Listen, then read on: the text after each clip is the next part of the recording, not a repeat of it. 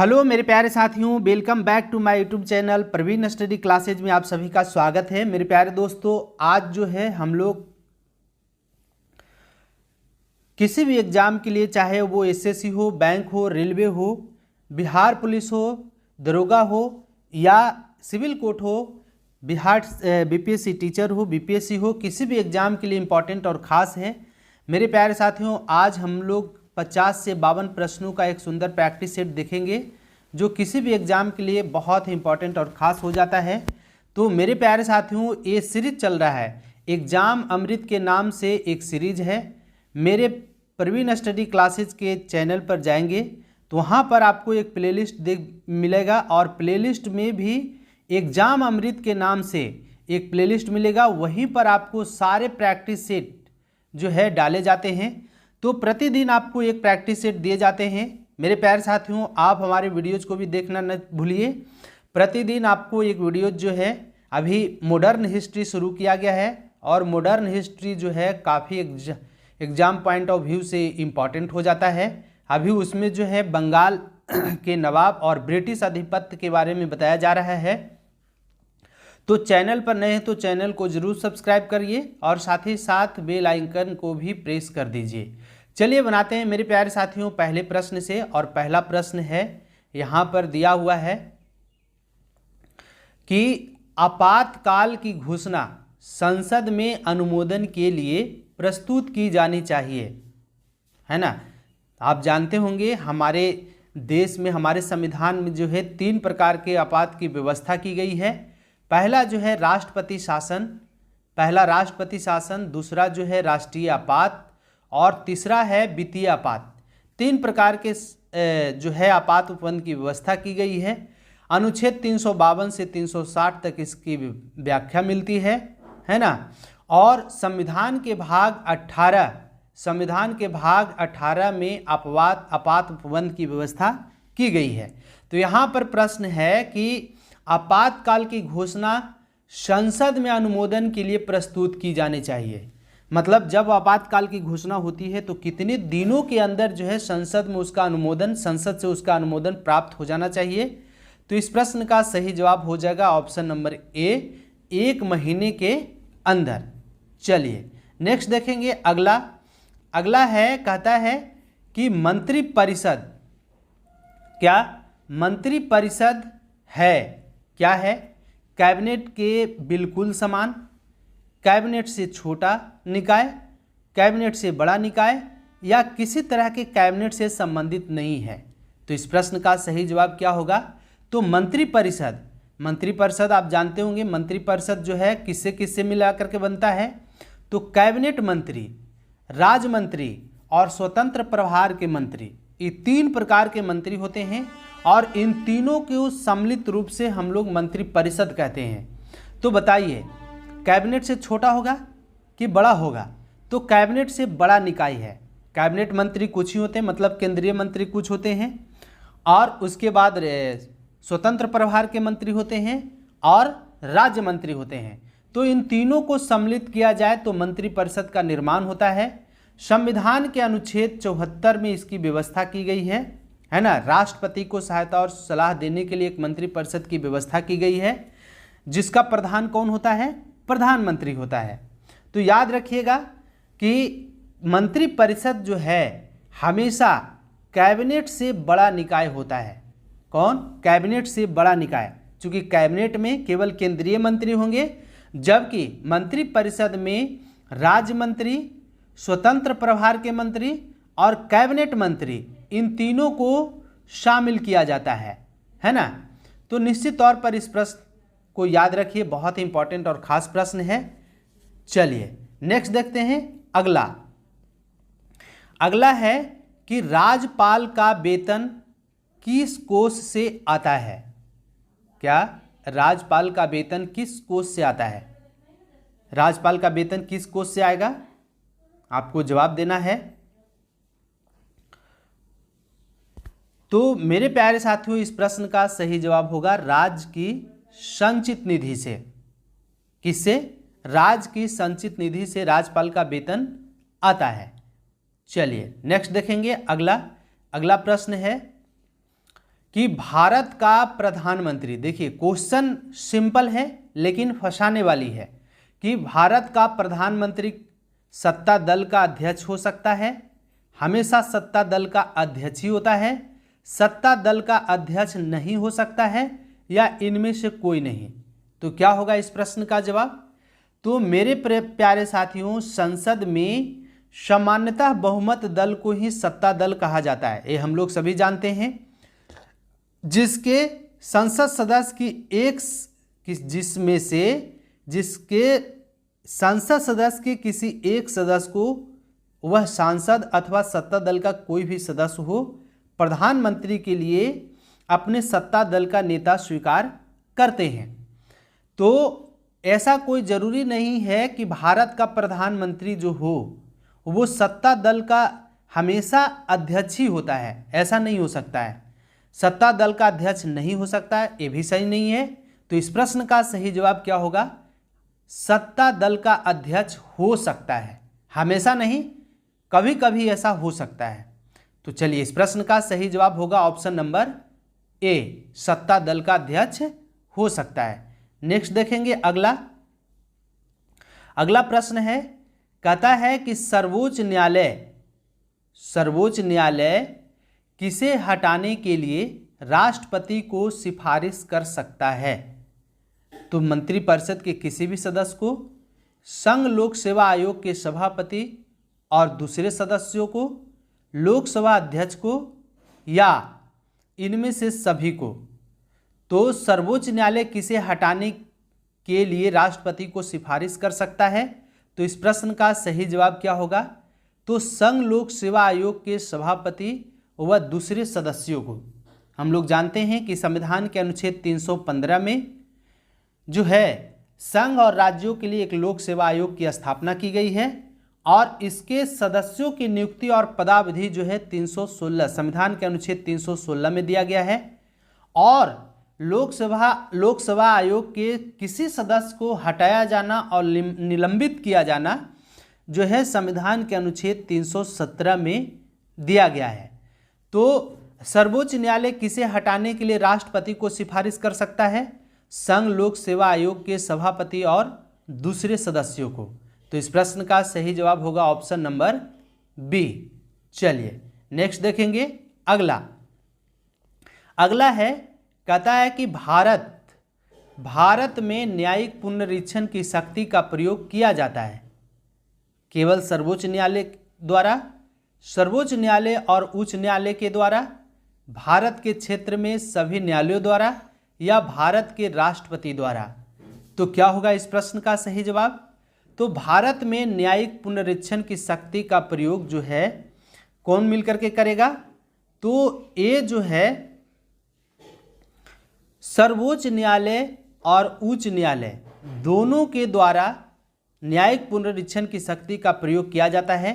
जैसे उच्च न्यायालय के अधीनस्थ न्यायालय जो निर्णय देते हैं और उस निर्णय से यदि कोई व्यक्ति संतुष्ट नहीं होता है तो वो सर्वोच्च न्यायालय का दरवाजा खटखटाता है, और सर्वोच्च न्यायालय जब उस पर अपना अंतिम निर्णय दे देता है तो वही जो है मान्य होता है। तो भारत में न्यायिक पुनरीक्षण की शक्ति का प्रयोग किया जाता है किसके द्वारा? सर्वोच्च न्यायालय और उच्च न्यायालय के द्वारा, दोनों के द्वारा। चलिए, तो इस प्रश्न का सही जवाब हो जाएगा ऑप्शन नंबर बी। चलिए नेक्स्ट देखेंगे अगला प्रश्न। अगला है राज्यों में क्या?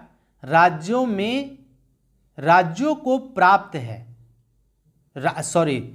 प्रश्न है राज्यसभा में राज्यों को प्राप्त है समान प्रतिनिधित्व, जनसंख्या के आधार पर प्रतिनिधित्व, जनसंख्या एवं आर्थिक स्थिति के आधार पर प्रतिनिधित्व, या इनमें से कोई नहीं।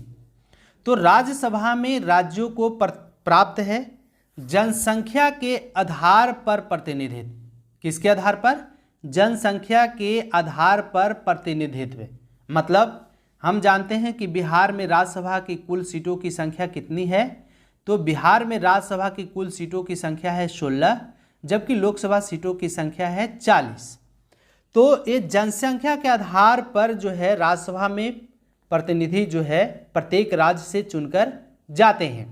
जैसे यदि हम बात करें तो उत्तर प्रदेश यूपी में बात करें तो यूपी में लोकसभा सीटों की संख्या है 80 और राज्यसभा सीटों की संख्या है 40, है कि नहीं।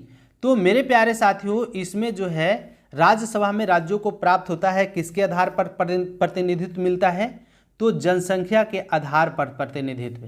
तो इस प्रश्न का सही जवाब हो जाएगा ऑप्शन नंबर बी। चलिए नेक्स्ट देखेंगे। अगला है कि दिया हुआ है कि मंत्रिपरिषद के सदस्यों के सामूहिक उत्तरदायित्व का अर्थ है कि वे भारत के प्रधानमंत्री और राष्ट्रपति के प्रति भी उत्तरदायी होते हैं, लोकसभा और राज्यसभा के प्रति उत्तरदायी होते हैं, अपने अपने विभागों के संचालन के लिए दूसरे विभागों के लिए भी उत्तरदायी होते हैं और इनमें से सभी। तो इस प्रश्न का सही जवाब क्या होगा आपको बताना है।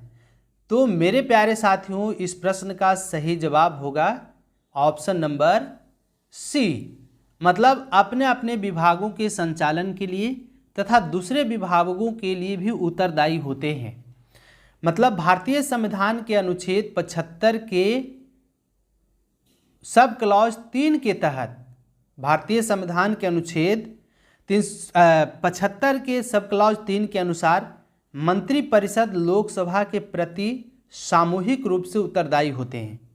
सामूहिक उत्तरदायित्व के सिद्धांत के अनुसार संपूर्ण मंत्रिपरिषद एक इकाई के रूप में कार्य करती है और सभी मंत्री एक दूसरे के कार्यों के लिए विधायिका या संसद के प्रति उत्तरदायी होते हैं, है ना। इसका मतलब है कि मंत्रिपरिषद के किसी एक सदस्य के विरुद्ध अविश्वास प्रस्ताव पारित हो जाए तो वो उस दशा में संपूर्ण मंत्रिपरिषद को अपना त्याग पत्र देना पड़ता है। तो याद रखिए, इस प्रश्न का सही जवाब हो जाएगा ऑप्शन नंबर क्या, ऑप्शन नंबर सी, अपने अपने विभागों के संचालन के लिए तथा दूसरे विभागों के लिए भी उत्तरदायी। चलिए तो याद रखिएगा। और यदि व्यक्तिगत के रूप में बात करें कि व्यक्तिगत रूप से किसके प्रति उत्तरदायी होते हैं, तो प्रत्येक मंत्री जो है व्यक्तिगत रूप या लोकसभा के कोई भी सदस्य जो है व्यक्तिगत रूप से राष्ट्रपति के प्रति उत्तरदायी होता है। किसके प्रति? राष्ट्रपति के प्रति उत्तरदायी होता है।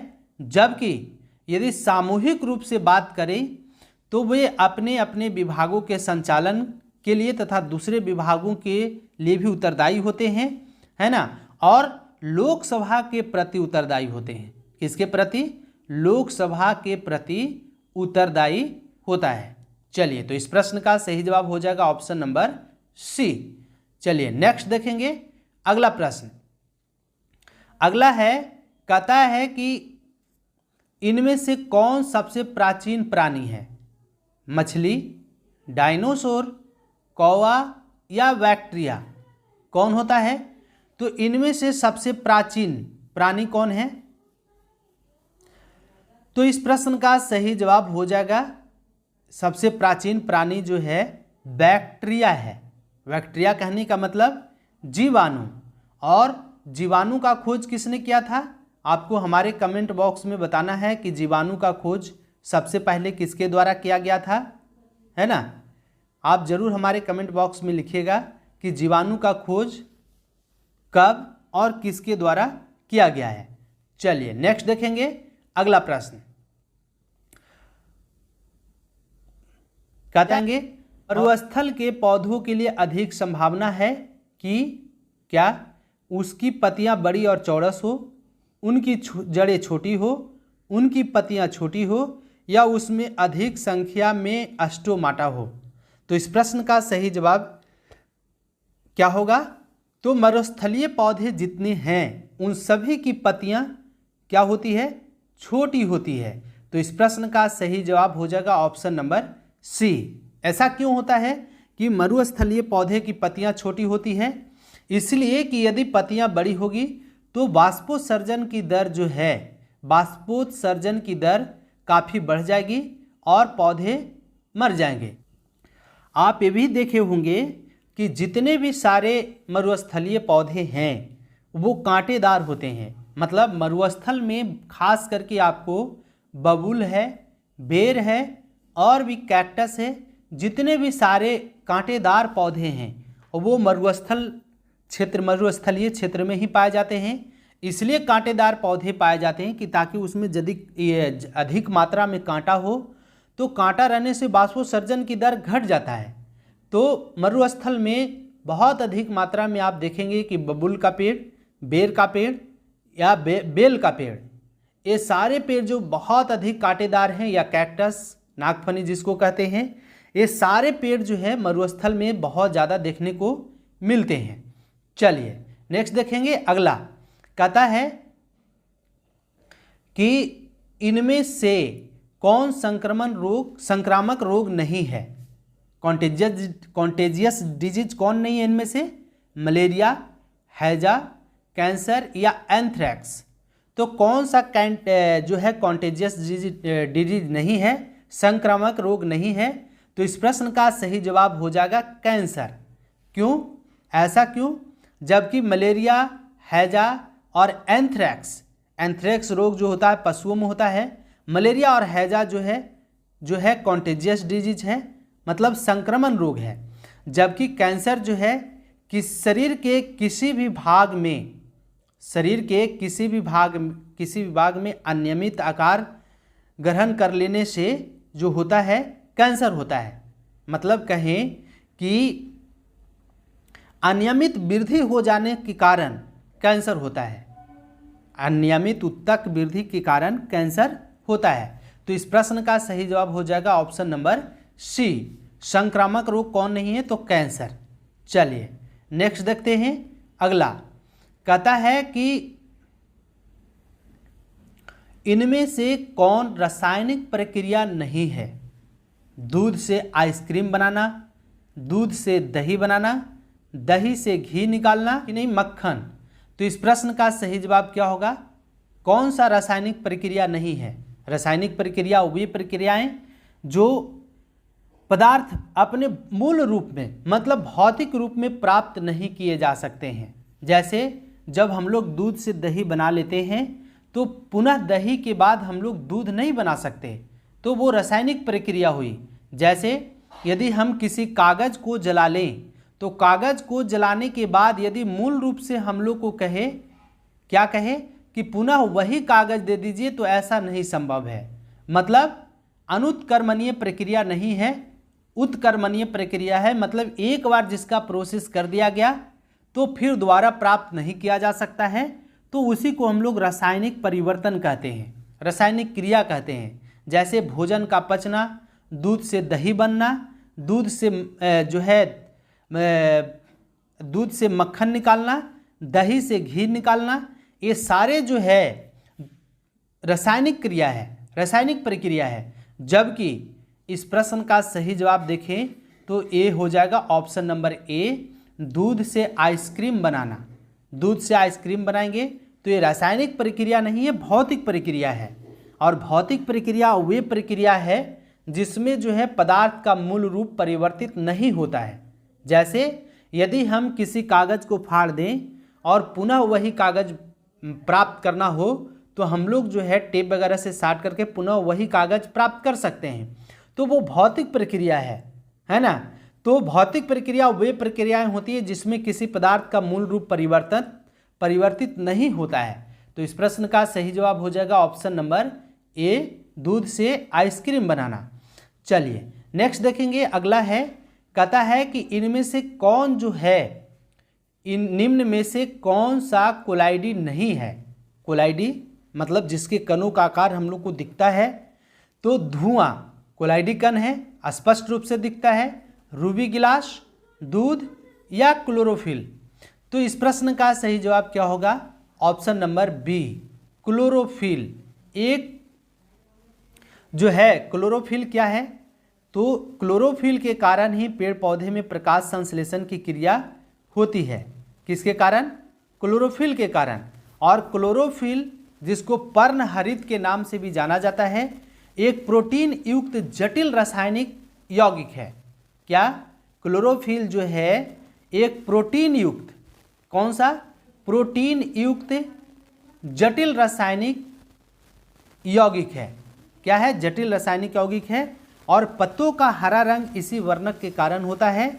इसे फोटोसिंथेटिक पिगमेंट भी कहा जाता है। क्या? फोटोसिंथेटिक पिगमेंट भी कहा जाता है। क्यों? क्योंकि ये प्रकाश संश्लेषण का मुख्य वर्णक है और ये कोलाइडी नहीं है। जबकि धुआं, रूबी ग्लास और दूध, ये सारे जो हैं, धुआं, दूध और रूबी ग्लास, ये सारे कोलाइडी का उदाहरण है, जबकि क्लोरोफिल नहीं है। तो इस प्रश्न का सही जवाब होगा ऑप्शन नंबर बी। चलिए नेक्स्ट देखेंगे। अगला है, नेक्स्ट दिया हुआ है कि निम्न में से किसके उत्सर्जन से किसी तत्व का परमाणु क्रमांक 1 बढ़ता है? कि निम्न में से किसके उत्सर्जन से किसी तत्व का परमाणु क्रमांक 1 बढ़ता है? बीटा कण, अल्फा कण, प्रोटॉन या न्यूट्रॉन? तो इस प्रश्न का सही जवाब होगा ऑप्शन नंबर बी। किसके उत्सर्जन से? तो बीटा कण के उत्सर्जन से किसी भी तत्व के परमाणु क्रमांक में 1 वृद्धि होता है। और हम लोग लिखते हैं, बीटा को लिखते हैं यहाँ पर -1 इसका परमाणु क्रमांक होता है, जबकि बीटा का द्रव्यमान कितना होता है? 0 होता है। तो जब ये किसी से निकलेगा या किसी से अभिक्रिया करेगा तो उसके परमाणु क्रमांक में 1 की वृद्धि हो जाएगी माइनस के कारण, है ना, वो उसमें जाकर के जुड़ जाता है। जबकि अल्फा यदि किसी के साथ अभिक्रिया करे तो अल्फा कण के उत्सर्जन से, मतलब किसी तत्व से यदि अल्फा कण के परमाणु को निकाला जाए तो उसके परमाणु क्रमांक में 2 की कमी और द्रव्यमान संख्या में 4 की कमी हो जाती है। तो याद रखिएगा कि किसके उत्सर्जन से किसी तत्व का परमाणु क्रमांक 1 बढ़ता है, तो इसका सही जवाब होगा ऑप्शन नंबर ए, बीटा कण के उत्सर्जन से। चलिए नेक्स्ट देखते हैं। कहता है कि टेलीविजन के पर्दे पर चित्र किसके बम वर्षण के कारण बनते हैं? तो किसके कारण बनते हैं? तो इस प्रश्न का सही जवाब होगा ऑप्शन नंबर ए, इलेक्ट्रॉन के बम वर्षण के कारण टेलीविजन के पर्दे पर चित्र बनता है। तो इस प्रश्न का सही जवाब याद रखिएगा ऑप्शन नंबर ए, है ना, इलेक्ट्रॉन के बम वर्षण के कारण टेलीविजन के पर्दे पर चित्र बनता है। चलिए नेक्स्ट देखेंगे। अगला प्रश्न, अगला दिया हुआ है कि ट्रांजिस्टर, क्या ट्रांजिस्टर बनाने में किस मूल पदार्थ का उपयोग होता है? तो ट्रांजिस्टर बनाने में किस मूल पदार्थ का उपयोग होता है? अर्धचालक का। और अर्धचालक क्या होता है? सेमीकंडक्टर जिसको कहते हैं। क्या? सेमीकंडक्टर। और सेमीकंडक्टर जो होता है, कंडक्टर, सेमीकंडक्टर जो होता है वह उसे कहते हैं जिसकी चालकता चालक और अचालक, कुचालक, मतलब चालक और कुचालक के बीच में होता है, उसे क्या कहते हैं? अर्धचालक। जैसे अर्धचालक 2-4 का नाम बताइए। जर्मेनियम है, सिलिकॉन है, आर्सेनिक है, ये सभी अर्धचालक का उदाहरण है। तो ट्रांजिस्टर बनाने में किस मूल पदार्थ का उपयोग होता है? अर्धचालक का। तो इस प्रश्न का सही जवाब याद रखिएगा ऑप्शन नंबर बी। चलिए नेक्स्ट देखेंगे। अगला है कि किस यंत्र का काम डायनमो के कार्य का उल्टा होता है? ट्रांसफार्मर का, मोटर का, रेफ्रिजरेटर का या जनरेटर का? तो हम लोग सबसे पहले जानेंगे कि डायनमो का कार्य है क्या। तो डायनमो का कार्य है यांत्रिक ऊर्जा को विद्युत ऊर्जा में बदलना। यांत्रिक ऊर्जा को किस में बदलेगा? विद्युत ऊर्जा में। किस में? विद्युत ऊर्जा में डायनमो का कार्य है यांत्रिक ऊर्जा को विद्युत ऊर्जा में बदलना। जबकि मोटर की बात करें तो मोटर जो है विद्युत ऊर्जा को, किसको? विद्युत ऊर्जा को किस में बदलेगा? विद्युत ऊर्जा को बदलता है ये यांत्रिक ऊर्जा में। किस में? यांत्रिक ऊर्जा में मोटर जो है बदलता है विद्युत ऊर्जा को यांत्रिक ऊर्जा में। तो डायनमो के विपरीत कार्य कौन करेगा? मोटर करेगा।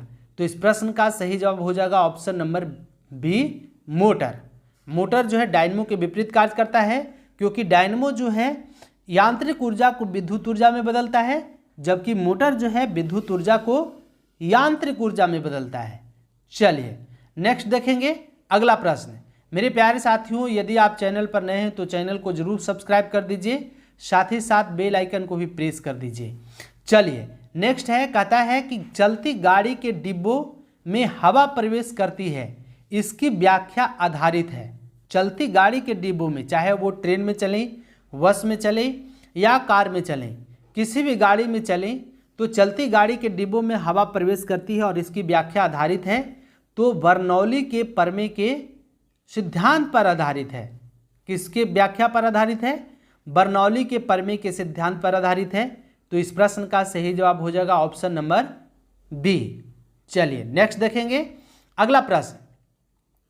कहता है कि सब समुद्र में ज्वारीय तरंगों का कारण होता है पृथ्वी की गति, चंद्रमा का गुरुत्वीय आकर्षण, सूर्य का गुरुत्वीय आकर्षण या हवा का बहना। तो क्या होगा इस प्रश्न का सही जवाब? तो मेरे प्यारे साथियों, समुद्र में ज्वारीय तरंगों का कारण है चंद्रमा का गुरुत्वीय आकर्षण। किसके कारण? चंद्रमा के गुरुत्वीय आकर्षण के कारण समुद्र में जो है ज्वारीय तरंग जो है उत्पन्न होता है। और हम लोग जानते हैं कि जब सूर्य, चंद्रमा और पृथ्वी ये तीनों जब एक सिध में आते हैं तो किस ज्वार का निर्माण होता है? लघु ज्वार या उच्चतम ज्वार? ये आपको कमेंट बॉक्स में बताना है कि जब सूर्य और चंद्रमा तीनों एक सिध में होते हैं तो किस प्रकार के ज्वार का निर्माण होता है। तो इस प्रश्न का सही जवाब हो जाएगा उच्च ज्वार। जब सूर्य, चंद्रमा और पृथ्वी ये तीनों जब एक सिध में होते हैं तो इस दिन जो होता है ऊंच ज्वार उत्पन्न होता है। क्या? ऊंच ज्वार उत्पन्न होता है, याद रखिएगा।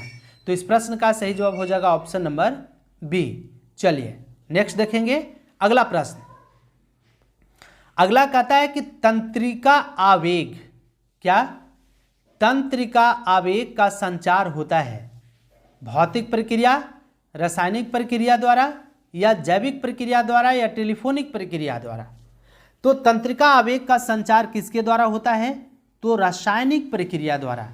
याद रखिएगा, इस प्रश्न का सही जवाब हो जाएगा ऑप्शन नंबर बी। चलिए नेक्स्ट देखेंगे अगला। अगला है, निम्नलिखित में से कौन पहले पचता है? निम्नलिखित में से कौन पहले पचता है? पानी पचेगा, बियर पचेगा या कार्बोहाइड्रेट पचेगा या प्रोटीन पचेगा? सबसे पहले पाचन किसका होगा? तो इस प्रश्न का सही जवाब हो जाएगा कार्बोहाइड्रेट। किसका? कार्बोहाइड्रेट। और हम लोग जानते हैं कि कार्बोहाइड्रेट का निर्माण जो होता है कार्बन, हाइड्रोजन और ऑक्सीजन, इन तीनों के मिलने से कार्बोहाइड्रेट का निर्माण होता है। और ये जो है आपस में 1:2:1 के अनुपात में मिलते हैं। तो सबसे पहले कौन पचेगा? तो कार्बोहाइड्रेट। और कार्बोहाइड्रेट का सबसे उत्तम स्रोत कौन है? तो आलू है, गन्ना है, रोटी है, चावल है। ये सारे जो है जो मीठा होते हैं वो कार्बोहाइड्रेट का उदाहरण होते हैं। तो इस प्रश्न का सही जवाब आप याद रखिएगा ऑप्शन नंबर सी, कार्बोहाइड्रेट सबसे पहले पचेगा। चलिए नेक्स्ट देखेंगे अगला है कि पानी, क्या? पानी शरीर के लिए अत्यंत आवश्यक है। क्यों आवश्यक है? क्योंकि यह जो होता है यह एक अच्छा विलायक है, यह शरीर के अंगों को ठंडा रखता है, यह प्रजनन में सहायक है या उपयुक्त सभी कारणों के लिए। तो पानी शरीर के लिए अत्यंत आवश्यक है। क्यों? तो इस प्रश्न का सही जवाब होगा ऑप्शन नंबर ए। क्या होगा? ऑप्शन नंबर ए, यह एक अच्छा विलायक है। किस विलायक कहने का मतलब जो किसी को अपने में घोल ले, है ना। और विलेय यदि बात करें तो जो किसी में घुल जाए। जैसे जब पानी और चीनी को घोलते हैं तो पानी जो होता है विलायक होता है और चीनी जो होता है विलेय होता है। याद रखिएगा। तो पानी शरीर के लिए अत्यंत आवश्यक है क्योंकि यह एक अच्छा विलायक है ऑप्शन के अनुसार। चलिए नेक्स्ट देखेंगे।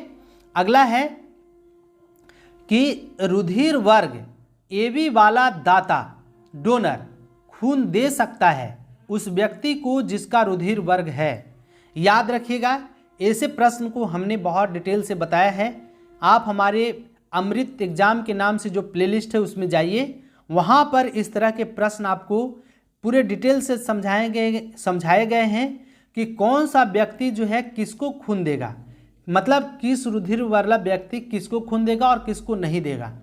तो यहाँ पर बताना है आपको कि रुधिर वर्ग, जिस व्यक्ति का रुधिर वर्ग AB है, मतलब रक्त समूह जिसका AB है, वो खून किसको देगा, तो वो AB को ही देगा। किसको देगा? AB को। और AB रुधिर वाले व्यक्ति को यूनिवर्सल रिसिप्टर कहते हैं, सर्वग्राहता कहते हैं। मतलब वो किसी से भी खून ले सकता है, किसी को दे नहीं सकता है, दे उसी को सकता है जिसका रुधिर वर्ग AB हो, है ना। और नहीं तो दूसरे रुधिर वर्ग वाले, मतलब दूसरे रक्त समूह वाले व्यक्ति को यदि ये दे देगा खून तो ब्लड क्लॉटिंग हो जाएगा और व्यक्ति स्वतः मर जाएगा। मतलब ब्लड क्लॉटिंग कहने का मतलब रक्त का जम जाना, रक्त जम जाएगा। तो AB रुधिर वाला दाता जो है किसको खून देगा, तो AB रुधिर वाला को ही। और हम लोग जानते हैं कि O को क्या कहते हैं, यूनिवर्सल डोनर। जिस व्यक्ति का रक्त समूह O है तो वो किसी भी व्यक्ति को अपना खून दे सकता है। चलिए नेक्स्ट देखेंगे।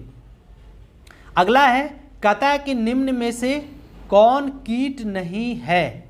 हम लोग जानते हैं निम्न में से कौन कीट नहीं है, मक्खी, मच्छर, खटमल या मकड़ी।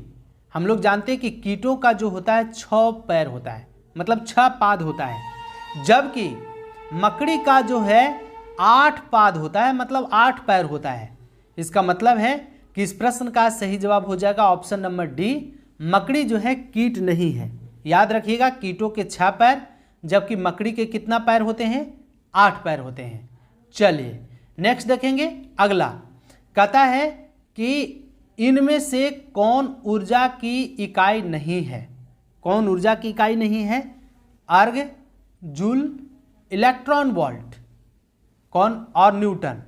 तो इसमें से कौन जो ऊर्जा की इकाई नहीं है, तो इस प्रश्न का सही जवाब होगा ऑप्शन नंबर सी, न्यूटन जो है ऊर्जा की इकाई नहीं है, बल की इकाई है। किसकी इकाई है, बल की इकाई है। याद रखिएगा कि बल का ऐसा मात्रक क्या होता है, न्यूटन होता है।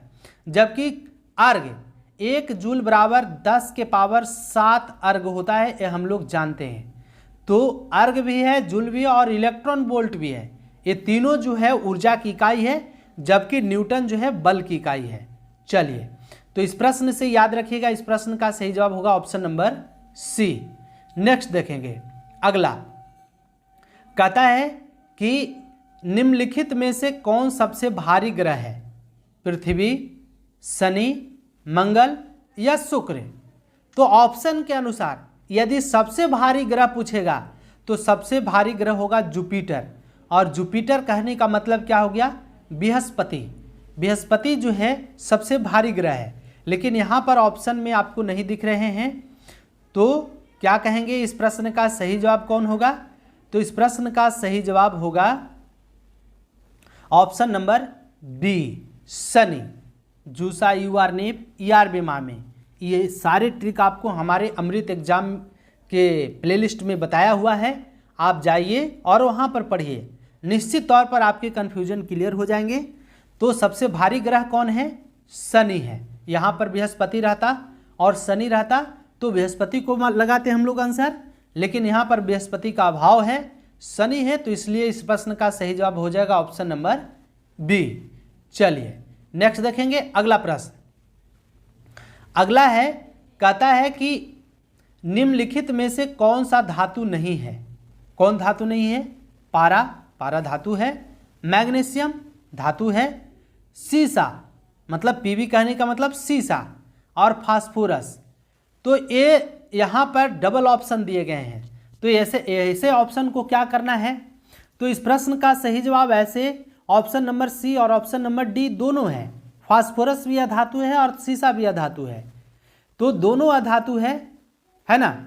लेकिन इस प्रश्न का सही जवाब हम कहें तो जो पहले ऑप्शन आएगा उसको हम लोग लगाएंगे ऑप्शन नंबर सी को, है ना। और यदि ए नहीं रहता तो ऑप्शन नंबर डी को लगाते। हम लोग जानते हैं कि किसी जो धातु तत्वों के बाह्यतम कक्षा में 1, 2, 3 इलेक्ट्रॉन होते हैं, जबकि अधातु के बाह्यतम कक्षा में 5, 6 और 7 इलेक्ट्रॉन होते हैं। और जिसके बाह्यतम कक्षा में 8 इलेक्ट्रॉन हो वो क्या हो जाता है, निष्क्रिय गैस हो जाता है। क्या हो जाता है, निष्क्रिय गैस।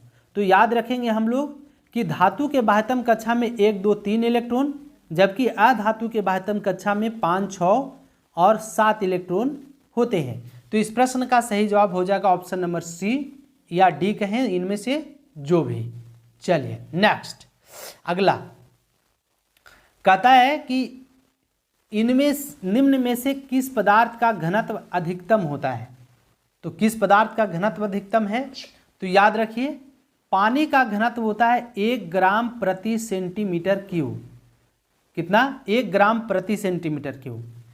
यदि हम कांच की बात करें तो कांच का घनत्व होता है 2.8 ग्राम प्रति सेंटीमीटर क्यूब। 2.8 ग्राम प्रति सेंटीमीटर क्यूब। तांबे की बात करें तो तांबा का घनत्व होता है 8.96, कितना, 8.96 ग्राम प्रति सेंटीमीटर क्यूब। और कांच की एल्युमिनियम की बात करें तो एल्युमिनियम का घनत्व होता है कितना, 2.7 ग्राम प्रति सेंटीमीटर क्यूब। 2.7 ग्राम प्रति सेंटीमीटर क्यूब।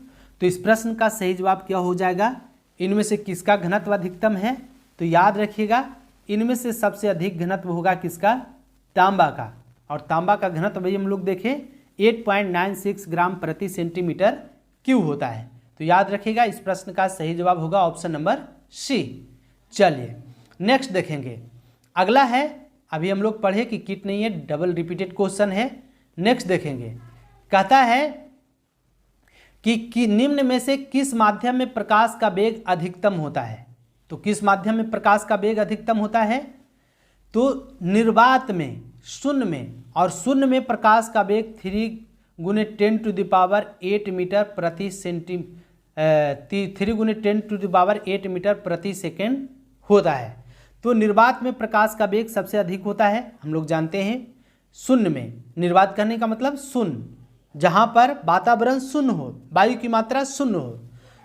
और हम लोग जानते हैं कि सूर्य का प्रकाश जो है विकिरण विधि से, किस विधि से, रेडिएशन मेथड से, विकिरण विधि से पृथ्वी तक पहुँचता है।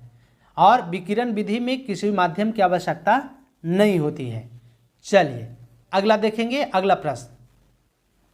अगला कहता है कि डायनमो का सिद्धांत आधारित है एम्पियर के नियम पर, फैराडे के नियम पर, गॉस के नियम पर या कूलॉम के नियम पर। तो क्या होगा इस प्रश्न का सही जवाब, तो डायनमो का सिद्धांत आधारित है फैराडे के नियम पर। इस प्रश्न का सही जवाब होगा ऑप्शन नंबर बी। चलिए नेक्स्ट देखेंगे, अगला है, कहता है कि गामा रे मूलतः होता है। देखिए बहुत इंपॉर्टेंट और कंफ्यूजिंग क्वेश्चन है, बहुत सारे, कुछ प्रश्न इसमें आपको इजी देखने को मिलेंगे और कुछ जो है मॉडरेट लेवल का है। तो ज़रूर आप प्रैक्टिस सेट बनाते रहिए, प्रतिदिन एक प्रैक्टिस सेट जरूर बनाइए, बहुत सारे आपको कन्फ्यूजन क्लियर होंगे। तो कहता है कि गामा रे, हाँ, और यदि चैनल पर नए हैं तो मेरे प्यारे साथियों चैनल को सब्सक्राइब कर दीजिए, साथ ही साथ बेल आइकन को भी प्रेस कर दीजिए। गामा रे मूलतः होता है इलेक्ट्रॉन, फोटोन, प्रोटॉन या न्यूट्रॉन। क्या होता है, तो मेरे प्यारे साथियों इस प्रश्न का सही जवाब होगा, अरे मूलतः होता है फोटोन। और फोटोन गामा किरणें विद्युता उदासीन होती है, अति लघु तरंग दैर्घ्य वाली विद्युत चुंबकीय तरंग है, मतलब छोटे तरंग दैर्घ्य वाली। और एक किरणें जो है कणों की नहीं बनी होती है, और इनका वेग जो होता है प्रकाश के वेग के बराबर, मतलब 3 × 10⁸ मीटर प्रति सेकेंड होता है। गामा किरणें की भेदन क्षमता सबसे अधिक होती है, ये भी हम लोग जानते हैं। तो गामा रे मूलतः क्या होता है, फोटोन होता है। याद रखिएगा इस प्रश्न का सही जवाब होगा ऑप्शन नंबर बी। चलिए नेक्स्ट देखेंगे, अगला है, कहता है कि समताप मंडलीय ओजोन परत का प्राकृतिक विलय गर्त सिंक है? क्या है?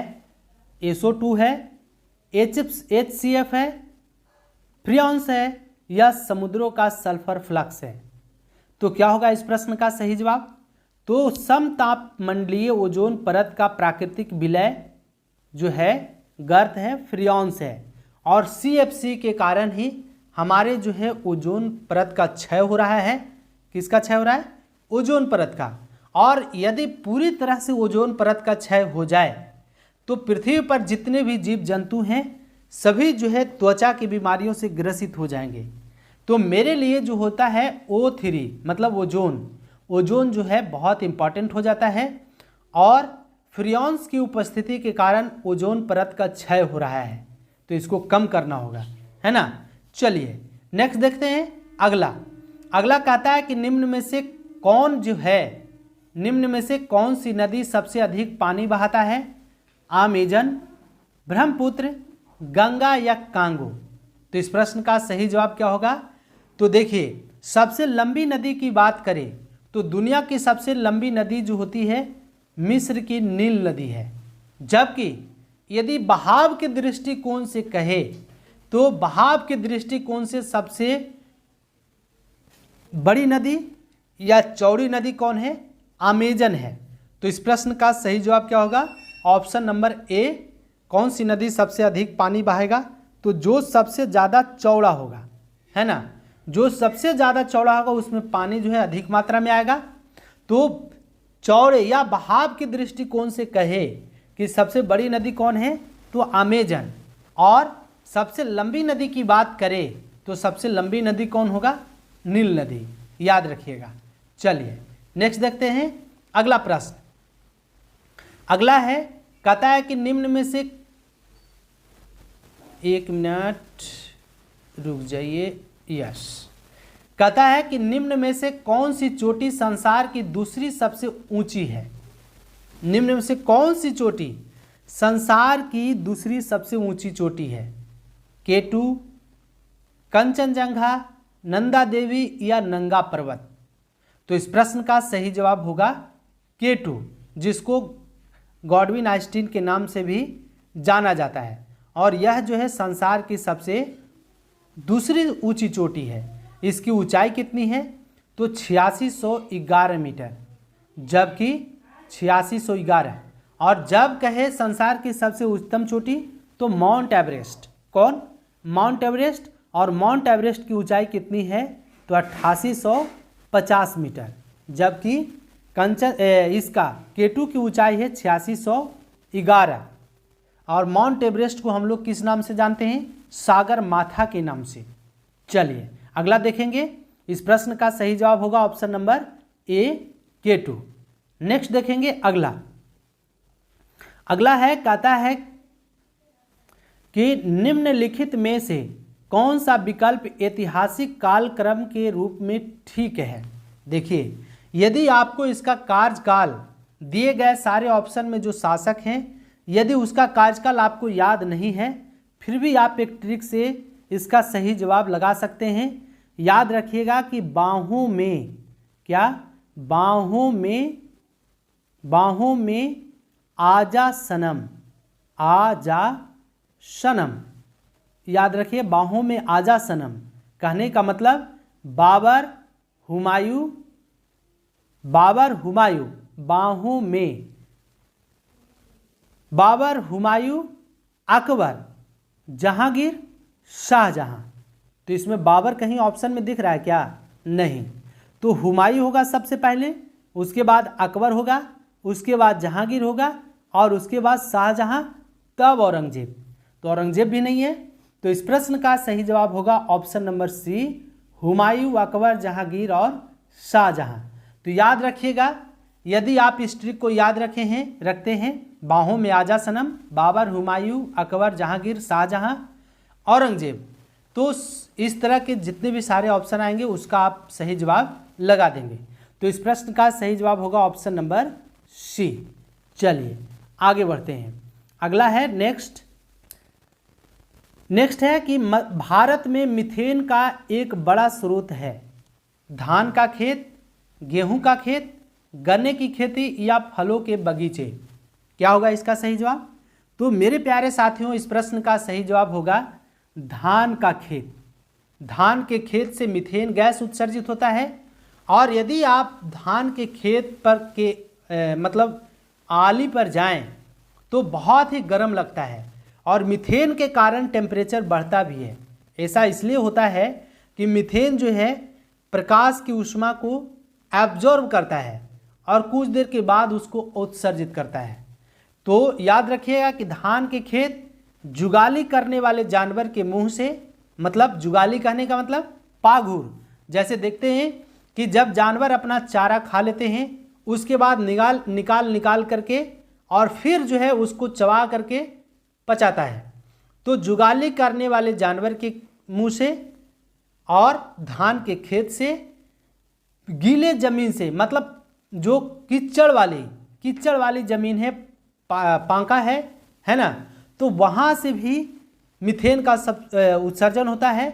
लेकिन सबसे ज़्यादा उत्सर्जन की बात करें तो धान के खेत से मीथेन का उत्सर्जन होता है। चलिए नेक्स्ट देखेंगे अगला प्रश्न। कितने इंपॉर्टेंट प्रश्न हैं, बहुत ही प्यारे और सुंदर प्रश्न हैं। मेरे प्यारे साथियों, यदि आप चैनल पर नए हैं तो चैनल को जरूर सब्सक्राइब कर दीजिए। चलिए, सूर्य मंदिर कहाँ स्थित है? तो कहाँ है पूछा हुआ प्रश्न है। तो सूर्य मंदिर कोणार्क में स्थित है, और कोणार्क है कहाँ? उड़ीसा में। इसको किसने बनाया था? कमेंट बॉक्स में आप जरूर हमारे कमेंट बॉक्स में लिखिएगा कि उड़ीसा के कोणार्क मंदिर का निर्माण किस शासक के द्वारा किया गया था।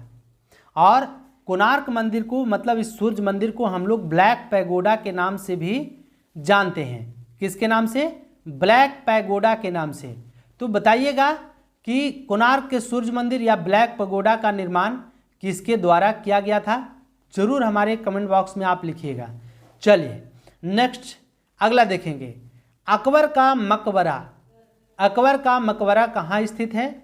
आगरा में, दिल्ली में, फतेहपुर सिकरी में या सिकंदरा में? कहाँ स्थित है? तो इस प्रश्न का सही जवाब होगा सिकंदरा में। आगरा ये जो है अकबर का मकबरा जो है कहाँ स्थित है? तो आगरा के निकट सिकंदरा में स्थित है। इसका कार्यकाल 1500 कब से 1556 से लेकर के 1605 तक था, है ना, 1605 तक अकबर का कार्यकाल। तो अकबर का मकबरा सिकंदरा में, आगरा के सिकंदरा में स्थित है। चलिए नेक्स्ट देखेंगे। अगला है, कहता है ताशकंद किस देश की राजधानी है? तो ताशकंद किस देश की राजधानी है? उज्बेकिस्तान की, लंदन की, कजाकिस्तान की या ताजिकिस्तान की? तो इस प्रश्न का सही जवाब क्या होगा? तो इस प्रश्न का सही जवाब होगा ऑप्शन नंबर ए। कहाँ? उज्बेकिस्तान की।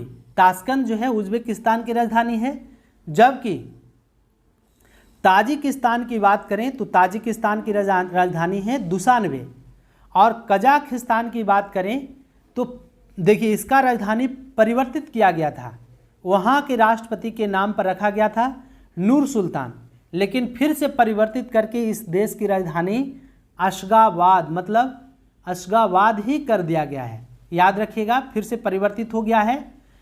कजाकिस्तान की राजधानी अशगाबाद है, और कजाकिस्तान जो है, कजाकिस्तान सबसे बड़ा लैंडलॉक कंट्री है।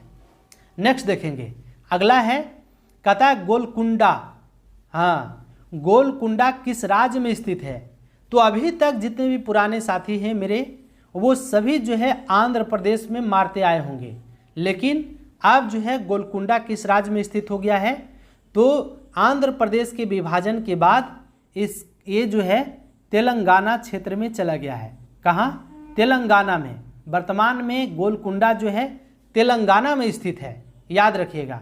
तो इसमें ऑप्शन नहीं है, तो हमको लगाना क्या है? तेलंगाना। ऐसे कुछ प्रश्न इसलिए लाए जाते हैं मेरे प्यारे साथियों कि आप जो है हमेशा सारे प्रश्न को बहुत गौर और ध्यान से सुना करिए, तभी आपको बेनिफिट और फायदे होंगे।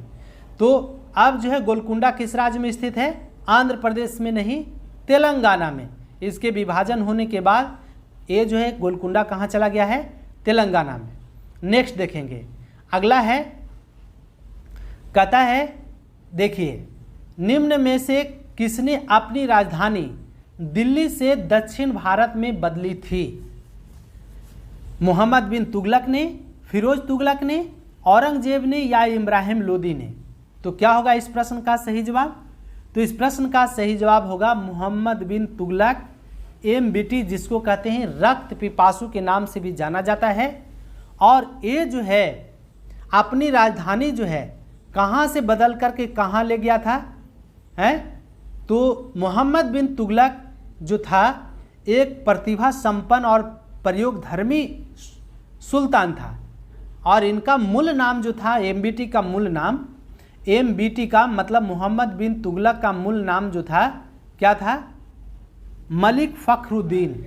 और मोहम्मद बिन तुगलक जो है सबसे ज़्यादा और सबसे विवादास्पद जो है इसका कार्य रहा राजधानी परिवर्तन। और राजधानी परिवर्तन जो है मोहम्मद बिन तुगलक जो है अपनी राजधानी दिल्ली से देवगिरी मतलब दौलताबाद परिवर्तित करके लेकर चला गया था। कहाँ? दिल्ली से देवगिरी मतलब दौलताबाद। याद रखिएगा कि दिल्ली से अपनी राजधानी बदल करके दौलताबाद किसने किया? तो मोहम्मद बिन तुगलक ने। और उस समय का ये सबसे चर्चित जो है इसका विवादास्पद कार्य था। तो इस प्रश्न का सही जवाब होगा ऑप्शन नंबर ए। नेक्स्ट देखेंगे अगला प्रश्न है, कहता है कि मार्को पोलो किस देश का वासी था? फ्रांस का, जर्मनी का, उत्तरी अमेरिका का या इटली का? तो इस प्रश्न का सही जवाब होगा option number D, Marco Polo जो था इटली का निवासी था। चलिए नेक्स्ट देखेंगे अगला, कहता है कि किस नदी को बहुत ही फेमस, किस नदी को बिहार का गम या बिहार का शोक कहा जाता है? देखिए एक प्रश्न ही तो जरूर देखने को मिलता है हमेशा। तो बिहार का शोक या बिहार का गम जो है कोसी नदी को कहा जाता है। इस प्रश्न का सही जवाब होगा ऑप्शन नंबर कौन? Option number B. चलिए नेक्स्ट देखेंगे अगला है मेरे प्यारे साथियों कि आग का विलय, बहुत बार एग्जाम में पूछता है आग का विलय रिंग्स ऑफ फायर कहाँ स्थित है? तो आग का विलय या रिंग्स ऑफ फायर जो है प्रशांत महासागर में स्थित है, मतलब ऑप्शन नंबर डी इस प्रश्न का सही जवाब होगा। चलिए अगला देखेंगे, अगला है, कहता है कि तत्व मतलब एलिमेंट के सबसे छोटे भाग को क्या कहते हैं? तत्व एलिमेंट के सबसे छोटे भाग को क्या कहते हैं? तो एटम कहते हैं। क्या कहते हैं? एटम। और एटम का मतलब परमाणु होता है। तो तत्व का सबसे छोटा भाग कौन होगा? एटम। और एटम कहने का मतलब ये इंग्लिश वर्ड है, इसका हिंदी वर्ड होगा परमाणु। और परमाणु जो है स्वतंत्र अवस्था में नहीं होता है, किसी भी रासायनिक अभिक्रिया में भाग लेगा लेकिन स्वतंत्र अवस्था में नहीं रहेगा। अच्छा, परमाणु सिद्धांत का खोज किसने किया था? तो जॉन डाल्टन ने, याद रखिएगा। नेक्स्ट अगला देखेंगे, कहता है कि माउंट एवरेस्ट पर पहुंचने वाला सर एडमंड हिलेरी निवासी था। कहाँ का? तो माउंट एवरेस्ट पर पहुंचने वाला सर एडमंड हिलेरी निवासी था न्यूजीलैंड का। कहाँ का? न्यूजीलैंड का। तो इस प्रश्न का सही जवाब होगा ऑप्शन नंबर डी। हम लोग जानते हैं कि 29 मई 1953 ईस्वी को कौन? सर एडमंड हिलेरी और कौन? नेपाल के निवासी शेरपा तेंजिंग नोर्गे, नेपाल के निवासी शेरपा तेंजिंग नोर्गे, ये दोनों मिलकर के संयुक्त रूप से जो है 29 मई 1953 को माउंट एवरेस्ट जो विश्व की सबसे ऊंची चोटी है पर पहुंचने वाले प्रथम व्यक्ति बने थे। चलिए नेक्स्ट देखेंगे अगला प्रश्न है, कहता है कि देखिए पूछा हुआ प्रश्न है कि रबड़ की खेती के लिए कौन सी जलवायु उपयुक्त है? तो कौन सी जलवायु उपयुक्त है? विषुवत रेखीय, मानसूनी, सवाना या भूमध्य सागरीय? तो इस प्रश्न का सही जवाब होगा ऑप्शन नंबर बी, भूमध्य सागरीय। रबड़ की खेती के लिए कौन सी जलवायु उपयुक्त है? भूमध्य सागरीय जलवायु। चलिए नेक्स्ट देखेंगे। अगला कहता है नियाग्रा जलप्रपात। नियाग्रा जलप्रपात किस नदी पर है? किस नदी पर है नियाग्रा जलप्रपात? तो मेरे प्यारे साथियों इस प्रश्न का सही जवाब होगा सेंट लॉरेंस नदी। कौन सी नदी? सेंट लॉरेंस नदी पर नियाग्रा जलप्रपात स्थित है। और यह जलप्रपात जो है मतलब नियाग्रा जलप्रपात कनाडा के ओंटारियो एवं अमेरिका के न्यूयॉर्क राज्य की अंतर्राष्ट्रीय सीमा पर स्थित है। चलिए तो इस प्रश्न को आप याद रखिएगा। चलिए नेक्स्ट देखते हैं। अगला है कि पेनिसिलिन का आविष्कार किसके द्वारा किया गया था? तो पेनिसिलिन का आविष्कार सब लोग जानते हैं किसके द्वारा? तो पेनिसिलिन का आविष्कार स्कॉटलैंड के वैज्ञानिक अलेक्जेंडर फ्लेमिंग के द्वारा 1928 ईस्वी में किया गया था। किसके द्वारा? स्कॉटलैंड के वैज्ञानिक अलेक्जेंडर फ्लेमिंग के द्वारा जो है 1928 ईस्वी में पेनिसिलिन का खोज किया गया था। चलिए तो इस प्रश्न का सही जवाब होगा ऑप्शन नंबर ए। नेक्स्ट देखेंगे। अगला है कहता है कि ज्वार की खाने किस खनिज के लिए प्रसिद्ध है? तो किसके लिए प्रसिद्ध है ज्वार की खाने? बताइए। बहुत ही इजी और सस्ता प्रश्न है। तो मेरे प्यारे साथियों इस प्रश्न का सही जवाब होगा ऑप्शन नंबर डी, जस्ता। ज्वार की खान कहाँ स्थित है? तो राजस्थान के उदयपुर जिले में स्थित है। कौन? ज्वार की खाने। और ज्वार की खाने किस खनिज के लिए? जस्ता के लिए। तो मेरे प्यारे साथियों ये तो थे आपके लिए मोस्ट इम्पॉर्टेंट 50 से 52 प्रश्न। मुझे पूर्ण उम्मीद है कि आपको ये सारे प्रश्न कहीं ना कहीं डायरेक्ट फ़ायदा पहुंचाएंगे। तो चलिए मेरे प्यारे साथियों यदि आप चैनल पर नए हैं तो चैनल को सब्सक्राइब कर दीजिए, साथ ही साथ बेल आइकन को भी प्रेस कर दीजिए और दोस्तों को शेयर करना न भूलिए। चलिए मेरे प्यारे साथियों हमारे एग्जाम अमृत के सीरीज को देखना ना भूलें। बहुत इंपॉर्टेंट और ख़ास प्रश्न उसमें सिलेक्टेड प्रश्न लाए गए हैं। तो बहुत सारे एग्जाम अमृत में बहुत सारे प्रैक्टिस सेट दिए गए हैं। सारे प्रैक्टिस सेट को आप एग्जाम से पहले मतलब 2x में कर करके देख सकते हैं, है ना। तो चलिए मेरे प्यारे साथियों आज के लिए इतना ही। तब तक के लिए आप सभी को एक बार फिर से प्यार भरा नमस्कार, धन्यवाद।